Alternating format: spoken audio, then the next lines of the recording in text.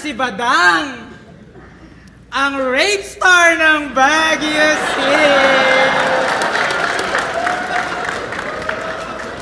Kasabayan niya, si Looney, si Glock 9. Ikaw lang yung nakakaawa.